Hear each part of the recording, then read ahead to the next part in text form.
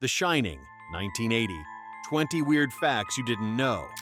Room 237, Red Room. All work and no play. The Shining wasn't just a horror film. It was a masterclass in psychological terror that still haunts our nightmares 4 decades later. Behind those iconic images lies a production as disturbing as the film itself. Kubrick drove his actors to mental breakdown, shooting one scene 127 times. The set mysteriously caught fire. And Stephen King?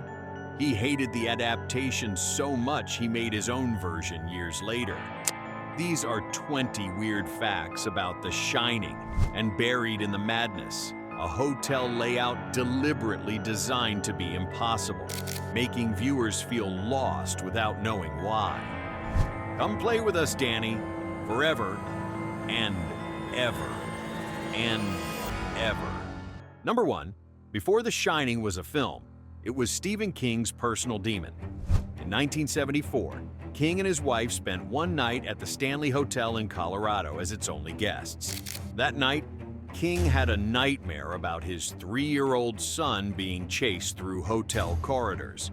He woke in a cold sweat, went to the window for a cigarette, and by the time he finished, had the entire plot mapped out. Room 217 particularly disturbed King.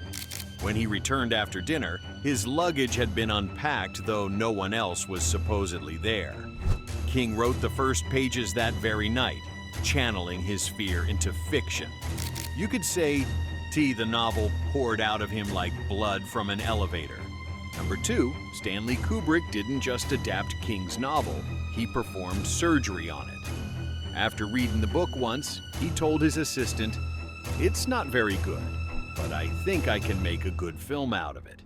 He discarded huge portions, rewrote characters, and changed the ending entirely. The novel's hedge animals became a hedge maze. Jack Torrance's redemptive arc was abandoned. Kubrick would rewrite scenes the morning they were scheduled to shoot, sometimes handing actors lines minutes before cameras rolled. Jack Nicholson eventually stopped learning his lines until filming day. This wasn't adaptation, it was transformation, and King never forgave him for it. Number 3, the iconic "Here's Johnny" scene wasn't in the script. As Nicholson hacked through the bathroom door, the line was completely improvised, channeling Ed McMahon's famous introduction of Johnny Carson. Kubrick, being British, didn't even get the reference, but kept it for the manic energy. The scene almost didn't even happen because of repeated issues with the door. Nicholson, a former volunteer firefighter, knew exactly how to chop through doors efficiently and kept demolishing the prop doors. They went through multiple doors before finding one that would break at just the right pace. One of cinema's most famous scenes was nearly derailed by basic carpentry. Number 4. Kubrick tormented Shelley Duvall to get a realistic performance. He isolated her, criticized her constantly, and forced her to perform the baseball bat scene 127 times, still a record for most takes of a scene with dialogue. During filming, Duvall's hair began falling out. She spent hours crying, became physically ill, and later described the experience as almost unbearable. In Making The Shining, you can see her lying exhausted on the floor between takes. Kubrick's reasoning? He wanted her terror to be real. What you see isn't just acting, it's genuine psychological distress. Number 5. The River of Blood was a nightmare to film. That iconic elevator shot took 9 days to set up and 3 minutes to shoot. The crew filled the shaft with 300 gallons of fake blood made from Caro syrup, water, and food coloring. The first 2 attempts failed. On the 3rd try, the pressure broke through the doors with such force it washed away part of the set. The fake blood was incredibly sticky, requiring crew members to shower between takes. By the end, the set smelled like molasses and had attracted insects. Movie magic isn't always glamorous. Sometimes it's just gallons of sticky corn syrup destroying your set. Number 6, the hedge maze wasn't the only stone viewers saw on screen. The entire setting was a mind trip. It was in the film's very architecture. Kubrick deliberately designed the Overlook Hotel to be spatially impossible. Windows appear in rooms that should be interior. Doors lead to places that couldn't exist. Hallways change direction between shots. These weren't continuity errors, but intentional disorientation techniques. The most famous example is the window in Ullman's office, which shows sunlight despite being an interior room. The set was so confusing that crew members regularly got lost. If you've ever felt disoriented watching The Shining, that's exactly what Kubrick wanted. Number 7, Jack Nicholson lived on a diet of cheese sandwiches during filming. The actor decided his character would eat nothing but cheese sandwiches, so he did the same throughout production. He believed this bland diet would help channel Jack Torrance's mounting frustration. Nicholson later said this made him genuinely irritable on set. The cheese sandwich even made it into the film. There's a scene where Jack is eating one while talking to Lloyd. That's not a prop. That's Nicholson's actual lunch. Sometimes the line between actor and character gets as thin as a slice of processed cheese. Number 8, 2 of the film's most terrifying characters were actually sweet little girls from a local school. Lisa and Louise Burns, who played the murdered Grady twins, were just 12 years old during filming.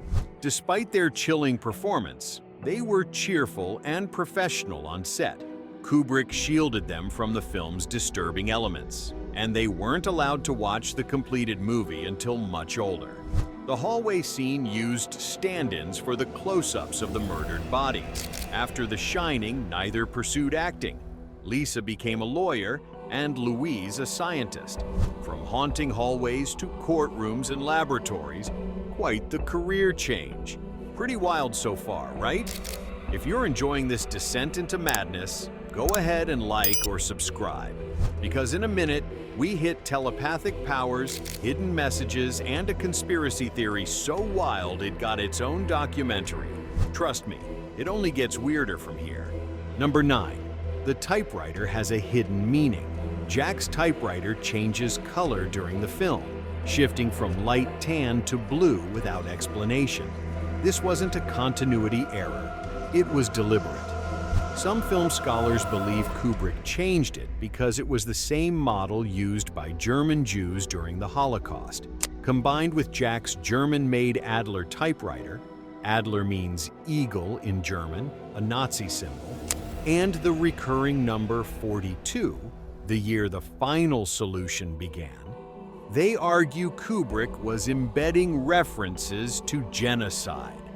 Whether you buy this theory or not, one thing's certain. In a Kubrick film, even a typewriter isn't just a typewriter. Number 10, Danny Lloyd, who played Danny Torrance, had no idea he was in a horror film. Kubrick, concerned about traumatizing his 6-year-old actor, told him they were making a drama about a family living in a hotel. For the red room scene, he was simply instructed to act excited. The boy never saw the bloody elevator or decomposing woman during production. Lloyd didn't watch the complete film until he was 17.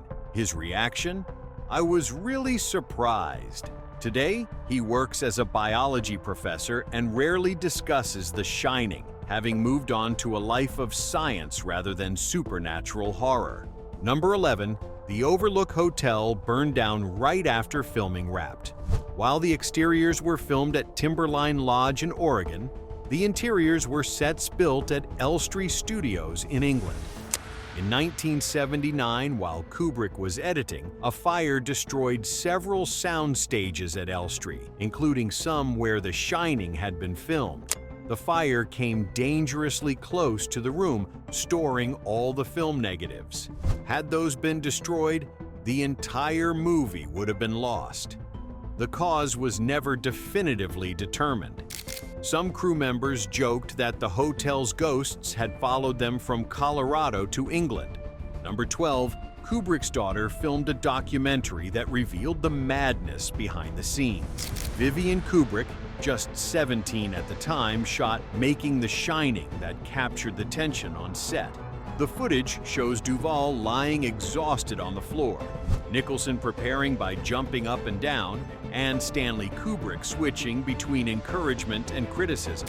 In one uncomfortable moment, Kubrick berates Duvall while she's at her breaking point, showing him a handful of hair that's fallen out from stress. The documentary was originally broadcast by the BBC and is available on most DVD releases of The Shining. Number 13. The film contains a possible confession about faking the moon landing, at least according to conspiracy theorists. In Room 237, film analysts argue that Kubrick embedded clues about his involvement in faking the Apollo 11 landing. They point to Danny's Apollo 11 sweater, room number 237. The moon is approximately 237,000 miles from Earth, and changing the room number from the book's 217. While this theory has been thoroughly debunked, Kubrick had nothing to do with faking the moon landing, which was very real. It's become one of the most persistent conspiracy theories in film history. Number 14. The film's famous carpet has become a fashion icon. The hexagonal orange, brown, and red carpet in the Overlook's hallways has been reproduced on clothing, shoes, and home goods. Designed by David Hicks, its disorienting geometric pattern enhances the maze-like quality of the hotel. Some viewers note that it resembles Native American artwork, connecting to the hotel's history of being built on an Indian burial ground. Today, you can buy Overlook carpet-patterned merchandise from shirts to face masks. Not many horror films can claim their set design became a fashion statement. Number 15. When Jack is in the Gold Room and chats with the ghostly bartender Lloyd, there appears to be a huge wall of liquor bottles behind the bar. Except the hotel's pantry is shown to be completely empty earlier, implying the hotel's spirits are literally manifesting out of nowhere. But alongside this rewriting of reality within the Overlook Hotel, eagle-eyed fans have spotted something weirder. Production stills show the bottles mysteriously changing brands between takes, as if the scene itself is being rewritten in real time around Jack. It's one of Kubrick's subtle methods to create that eerie sense of being in an impossible place. The same uncomfortable feeling that follows us the whole film. Number 16. The film's iconic poster was shot in just 15 minutes. The famous image of Nicholson peering through the broken door wasn't a planned publicity shot. Photographer Murray Close quickly snapped photos between takes, with Nicholson simply sticking his head through and giving a few maniacal expressions. The studio initially wanted a more traditional poster with a family in front of the hotel, but Kubrick insisted on Close's stark close-up. It was the right call. The image has become one of the most recognizable movie posters in history, parodied countless times in pop culture. Number 17. The all work and no play makes Jack a dull boy. Scene has different versions for different countries. Kubrick didn't want non-English speaking audiences to miss the impact of Jack's typewritten madness. For Italian audiences, he used Il mattino ha l'oro in bocca. The morning has gold in its mouth. The German version reads, Was du heute kannst besorgen, das verschiebe nicht auf morgen. Never put off until tomorrow what can be done today. Kubrick had each version retyped and reshot specifically for international releases, a level of dedication that's almost as obsessive as Jack Torrance himself.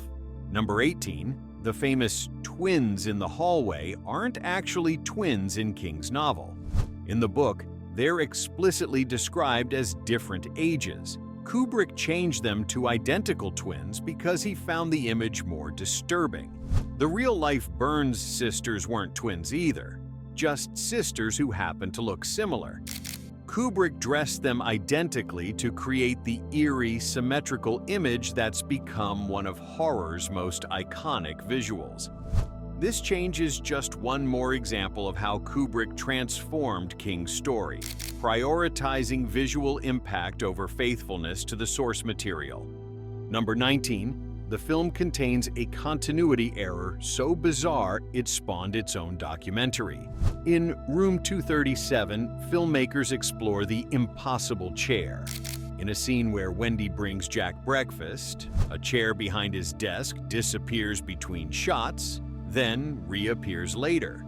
Some theorists believe this was Kubrick's deliberate attempt to disorient viewers. Others claim it represents Jack's deteriorating mental state. The most likely explanation, a simple continuity error that slipped past even the perfectionist Kubrick. But that hasn't stopped fans from analyzing every frame for hidden meanings. Number 20. The hedge maze in the film's climax wasn't in King's novel at all. In the book, the Overlook's grounds featured topiary animals that came to life. Kubrick, realizing this would be nearly impossible to film convincingly with 1980s technology, created the hedge maze instead. The maze was only about 4 feet tall. Kubrick achieved the illusion of height using small actors as stand-ins for distant shots of Danny being chased. Jack Nicholson and Danny Lloyd never actually filmed their chase scenes together. Their sequences were shot separately and edited together. What looks like a seamless pursuit was actually movie magic at its finest. The Shining wasn't just a horror film, it was a psychological experiment in fear. It broke actors, burned down sets, and spawned conspiracy theories that persist 4 decades later. It's a film where nothing is quite what it seems. Not the hotel's layout, not the production stories, not even the typewriter.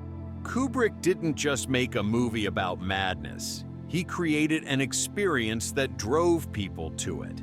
And perhaps that's why, more than 40 years later, we're still wandering its impossible hallways, looking for meaning in every frame. If this one still haunts your dreams, drop a comment. Tell us what wild, legendary film we should dive into next. Because in a world full of horror movies, The Shining doesn't follow the rules. It makes its own, then breaks them, again and again and again.